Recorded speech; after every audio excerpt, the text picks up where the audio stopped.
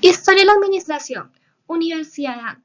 Elaborado por los estudiantes Paula Andrea Ardila Mejía, Adriana Milena Arenas Vadillo, John Jairo Buitrago Sánchez y Laura Milena Ortiz Hoyos, para el tutor Germán García Galindo. Comenzaremos con los tiempos antiguos, pasando por Egipto, Mesopotamia, India, la antigua China, Grecia y Roma. La administración en el Antiguo Egipto.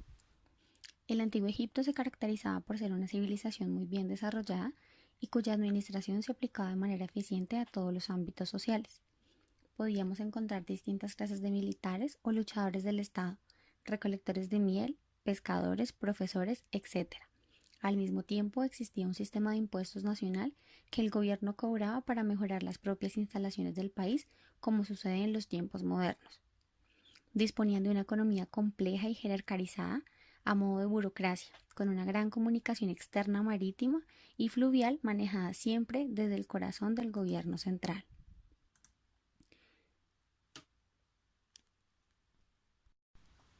Egipto tenía una economía planeada y un sistema administrativo bastante amplio, que ha sido clasificado por Weber como burocrático debido a los medios de comunicación marítimos fluviales, así como el uso comunal de la tierra. Fue necesario que tales servicios y bienes fueran administrados de manera pública y colectiva a través del gran poder del gobierno central. La idea que siempre prevaleció en el antiguo Estado egipcio durante la cuarta, onceava y 18ª dinastía fue que debía haber una severa coordinación de los esfuerzos económicos de toda población a fin de garantizar a cada uno de los miembros de la comunidad y para ella la misma como un todo, siendo así el más alto o teniendo así el más alto grado de prosperidad. En tiempos de los sumerios, el templo era el núcleo de la vida económica, el centro de la administración de tierras, del sistema de riego y de comercio. También era el centro de reunión de los artesanos, por lo tanto el templo tenía una vida animada. Allí se almacenaban los granos, se rendían los tributos y reposaban las caravanas comerciales. Se radicaba el culto, la administración de justicia y la educación. Además, el templo otorgaba préstamos a personas necesitadas. Los artesanos estaban más desarrollados que Egipto y se producían telas, armas y joyas que los mercaderes cambiaban por otros elementos inexistentes en la Mesopotamia, como el cobre y el estaño. Trabajaron con especial dedicación el cuero, con el que fabricaron calzado, odres, cascos, corazas, escudos y barcas llamadas kelex.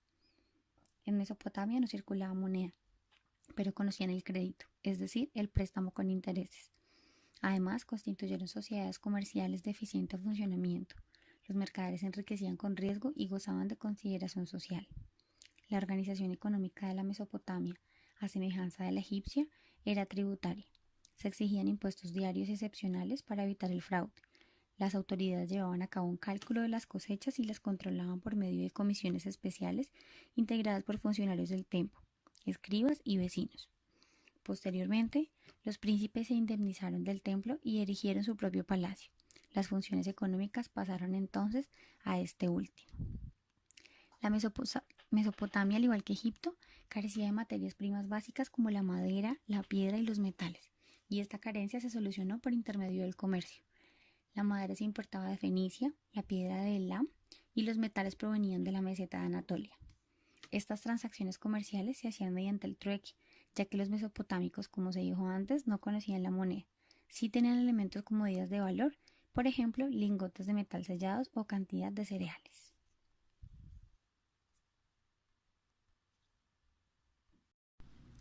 La ciencia de la administración en la India escribe sobre los deberes del rey, sobre las reuniones de consejo, la organización y la administración de los negocios y el comercio. Su discusión sobre la administración de un imperio cubre la defensa del Estado, finanzas personales, trabajos públicos, asuntos urbanos, leyes y orden. Podemos concluir que la administración en la antigua civilización hindú se encuentra aplicada más que nada al ámbito de la política. Las prácticas administrativas siguen de guía de cómo ejercer bien un gobierno, cómo organizar obras y servicios, cómo surgen los puestos dentro de cada uno de los departamentos. También se encuentran escritos que regulan cada una de las prácticas como surgimiento de políticas dentro de la civilización. Es por ello que cabe mencionar que la administración como práctica tiene un origen desde tiempos muy antiguos y que parte de esas aportaciones a todas las civilizaciones las tenemos presentes hoy en día. En la antigua China, la administración se reconocía como un sistema de orden, con un matiz contemporáneo, para un servicio civil desarrollado, dividido y jerarquizado. Se tomó como un procedimiento satisfactorio para la solución de problemas internos de la administración pública. Pasó a una organización, cooperación, técnicas de control y comercio. China es uno de los países con más antigüedad en el mundo. Su historia se remonta hacia el año 2000 a.C., donde el desarrollo de la civilización se establece con la primera dinastía Qian. Sus actividades se basan en el calendario chino con 12 meses, que terminó la producción ganadera, agrícola y política del país. Además, contó con una organización feudal apoyada en la esclavitud y la monarquía de la familia real. Entre las dinastías Shang y Han prevalece el intercambio económico por encima del trueque, apoyado en la circulación de monedas metálicas y los billetes de papel de arroz. Al mismo tiempo se crea un sistema de clases dirigido por los reyes, que posteriormente son nombrados emperadores. Siguió la nobleza, los mandarines, la burocracia con los funcionarios del imperio. Igualmente se encontraban los comerciantes, campesinos y artesanos. Por último, los esclavos. Este sistema notaba un gobierno matricial en la organización política y administrativa de los rangos laborales, donde se escalaba de puestos según el nivel de estudios y la posición económica del trabajador. Para el año 551 a.C., aparecen las ideas del reconocido pensador Confucio, quien diseñó un sistema administrativo controlado por reglas o máximas establecidos para un buen gobierno, que se dirigía a modelar los hábitos y pensamientos del pueblo. De su doctrina confucianismo resaltan los principios del arte de gobernar, el estudio previo de la situación, la toma de decisiones con juicio, la conducta noble, la justicia imparcial y la ética profesional, además que requería el esfuerzo colectivo y la colaboración ciudadana.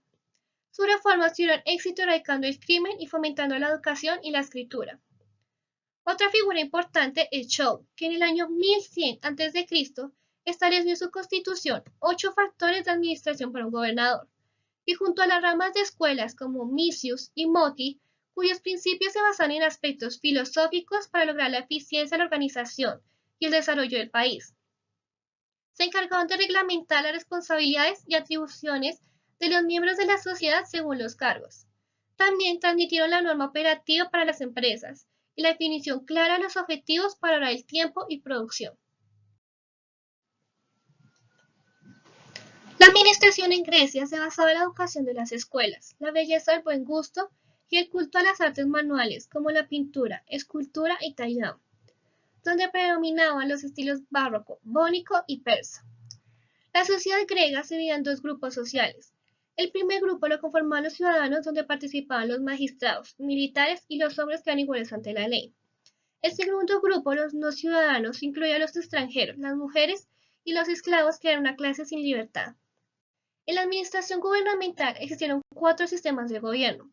El primero fue la monarquía, seguido de la aristocracia, la tiranía y la democracia, que consistió en la creación de una asamblea popular llamada la Eclesia, donde la soberanía del Estado estaba en la participación y voto de todos los ciudadanos, regido por una autoridad máxima que definía las políticas, por lo que la mayor necesidad se convirtió en recompensar el trabajo que se hacía en beneficio de la sociedad.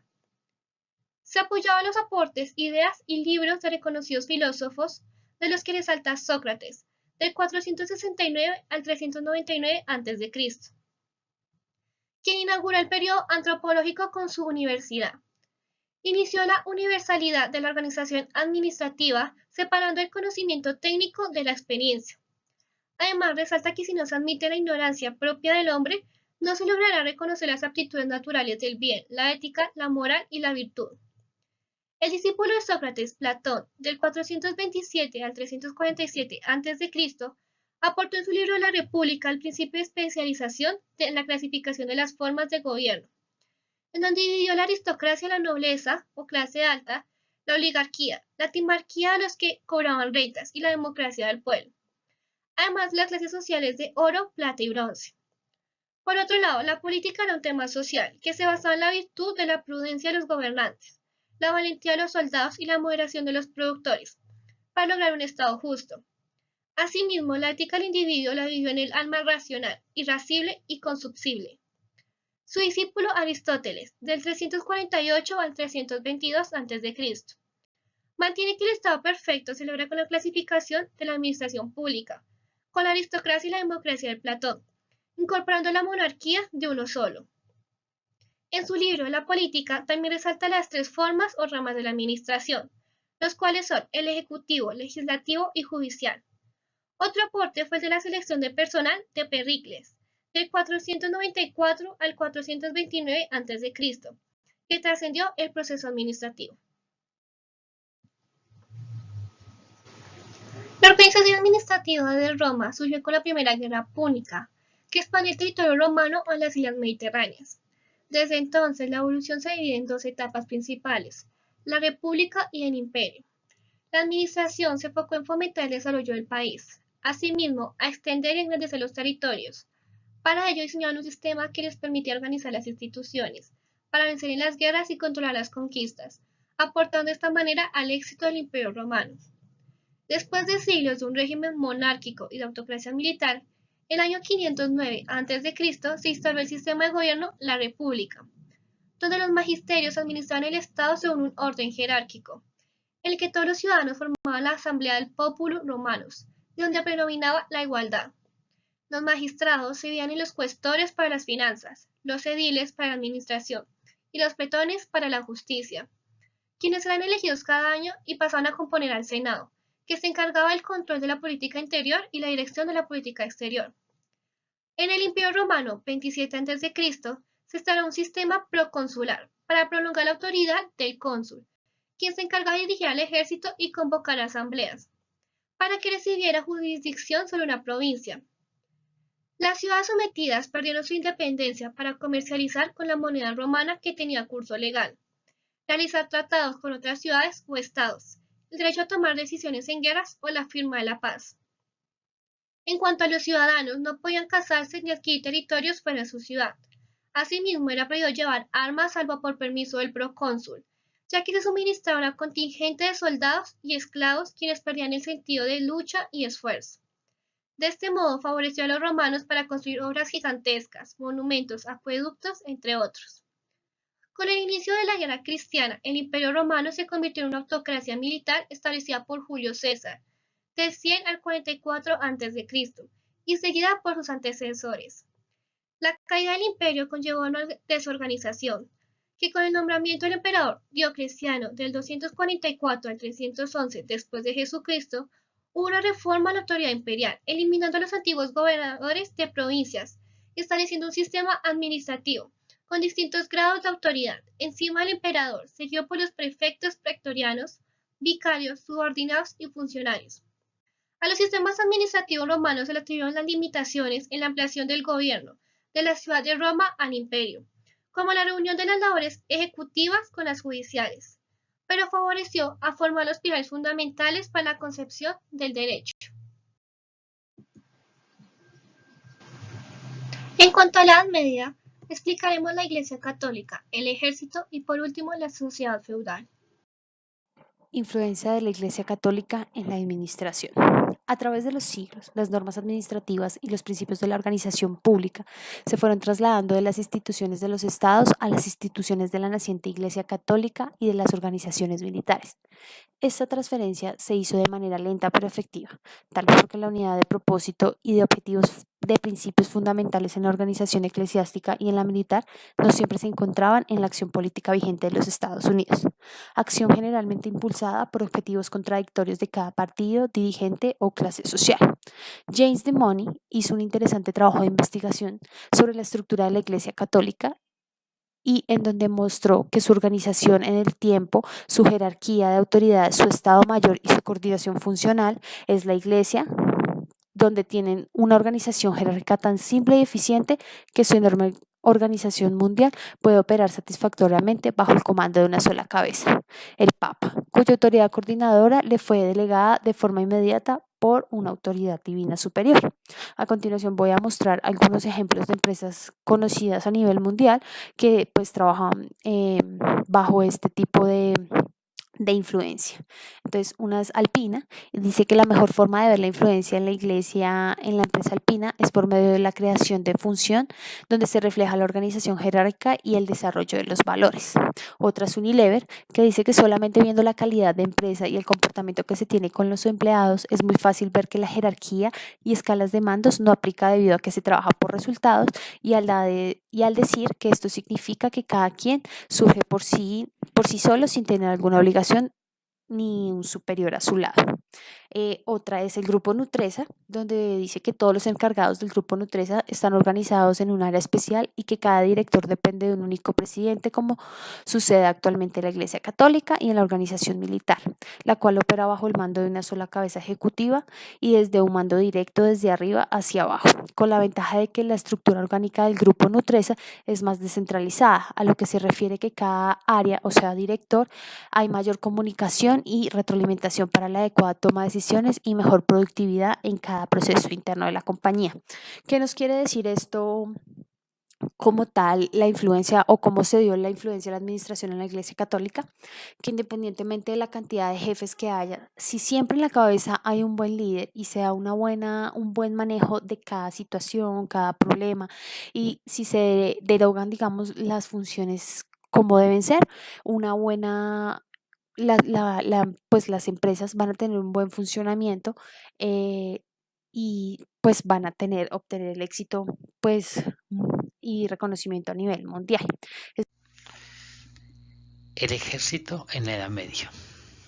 El ejército en la Edad Media tiene su mayor auge en el siglo XIII, época en donde los caballeros servían al rey o al señor feudal, ya sea por defensa o por dinero, pero no todos podían ser caballeros, ya que importaba la descendencia y solo podían ser caballeros los descendientes de la nobleza. No podía pretender un esclavo tener ese cargo de caballero o un campesino tener ese cargo de caballero. El campesino seguía siendo ser campesino y el esclavo, por ende, debería ser siempre esclavo.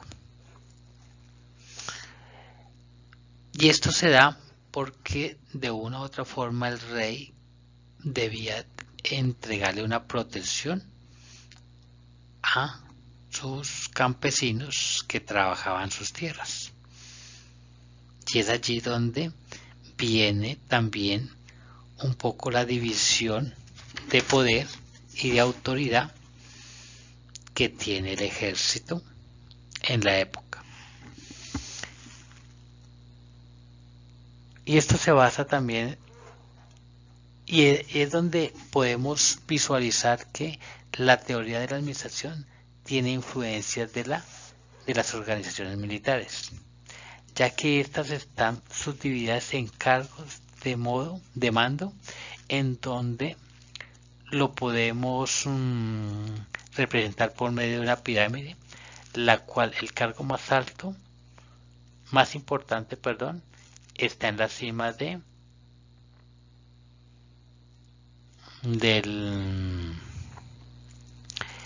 está en la cima, el cual es ocupado por el rey.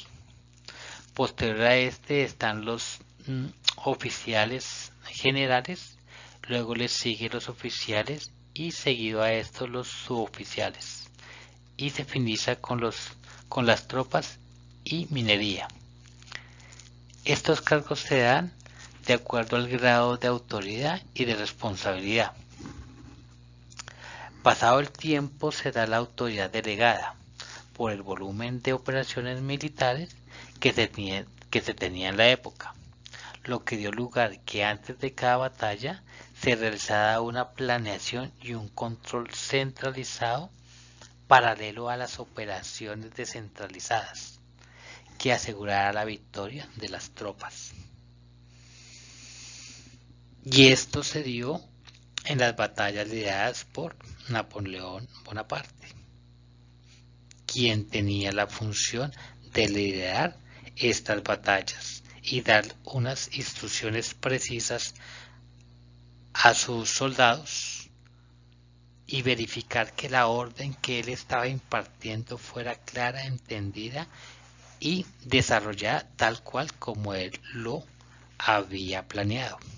De allí la importancia que tiene el esquema del ejército en la administración, porque de allí fue la base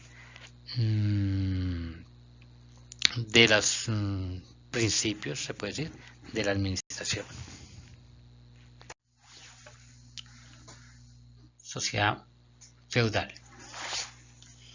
El feudalismo es una forma de organización política, económica y social que comienza en el siglo IX con la caída del Imperio Romano de Occidente y termina a mediados del siglo XV con el descubrimiento de América.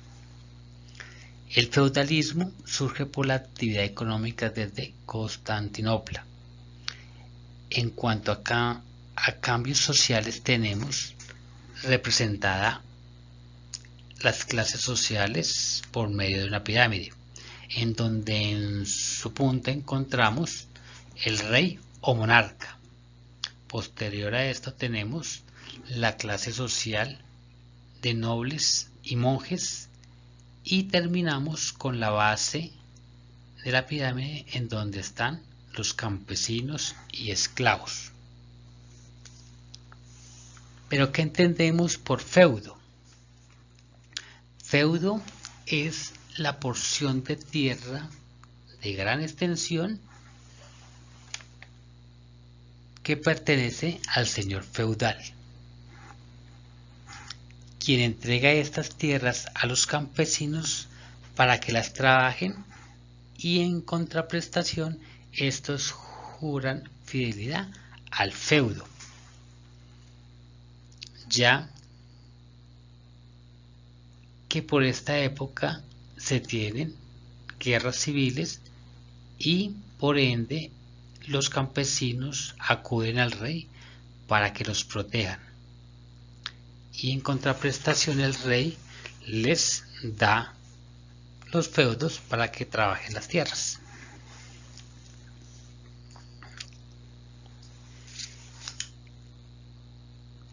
El feudo se consideraba mini ciudades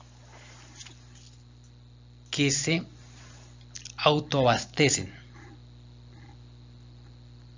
¿Y por qué se autoabastecen? Por falta de desarrollo tecnológico, lo que no generaba, excedentes de producción. Simplemente producían para su propio sustento. Económicamente, lo que provoca que desaparezca el poder central y cada feudo tiene su propio poder, sus propias leyes y lo que da que a nivel político el poder se atomizara en cada feudo, lo cual generaba que cada feudo podía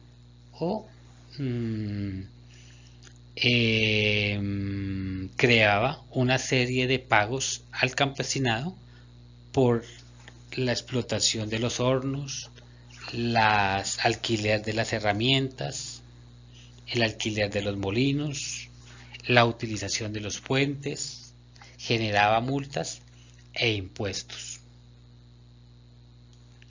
Y a nivel social se presentaba la división de clases, que también dio lugar a la aparición de la burguesía.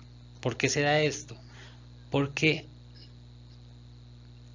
al aparecer nuevas técnicas de agricultura, como fue las herramientas de hierro, el arado de ruedas y la implementación de molinos, esto generó que la economía o la agricultura, tuviera unos excedentes y surgió el intercambio de mercancía.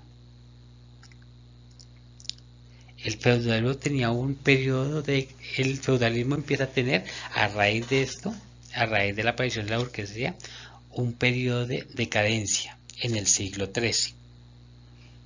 por la aparición, como les decía, de las burguesías en las principales ciudades de Europa, lo que ocasiona una pérdida de poder en la economía de los feudos.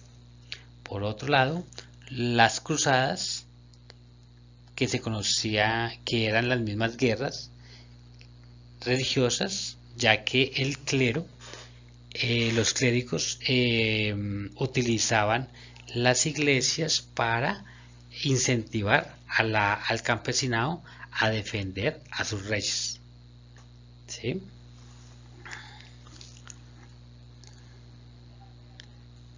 Y esto hizo que se evitara Europa. Y esto, al tener, digamos, ya la comercialización de este intercambio de mercancías, aparece el capitalismo. Y sumado a ello, se da el crecimiento demográfico y se tiene periodos de hambruna y etapas de peste, que se da en Francia, lo que da fin a la etapa feudal. Y es así como en esta, digamos, en esta sociedad feudal se identifica el poder que tiene el rey en cuanto a sus campesinos y cómo hacen, digamos, la administración de una serie de recursos que le dan, digamos, esa autonomía y empieza a generar esos cambios sociales.